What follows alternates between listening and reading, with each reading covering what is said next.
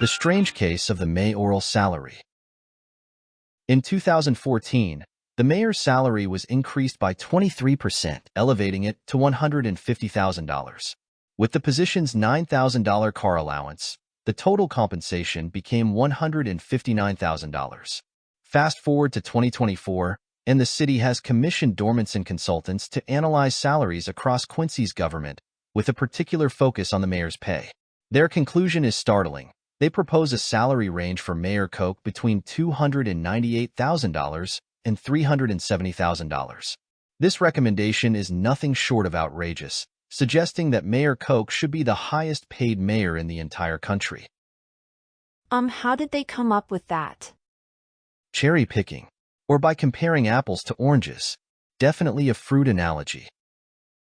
Rather than using the salaries of mayors with similar characteristics to Quincy for comparison, Dormanson chose to compile a new dataset based on a different, unelected position, the city or town administrator.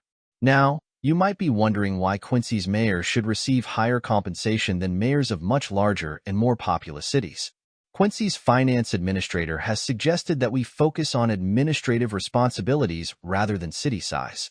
The reasoning is that the scope and complexity of the mayor's administrative duties in Quincy demand a higher salary, regardless of our city's population size. In response to the observation that many of the town administrators in the analysis earn considerably less than what is proposed for Quincy's mayor, it has been explained that this difference is due to the smaller size of those communities. So, size matters. Unless it doesn't. Hold up.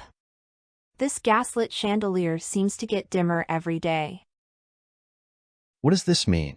There are several reasons to be upset and concerned about the raises our elected leaders have just given themselves. Let's start with the practical. Dollars and cents. The mayor's new salary is $285,000, which is 79% higher than his current salary of $159,000, including his $9,000 car allowance. This amounts to an actual increase of $126,000 per year. The City Council's new salary is $44,500, approximately 50% higher than their current salary of $30,000, an actual increase of $14,500. When you add up these additional salary costs, you get an increase of $256,500 annually. This translates to more than $1 million of additional costs every 4 years. So, there's this petition going around.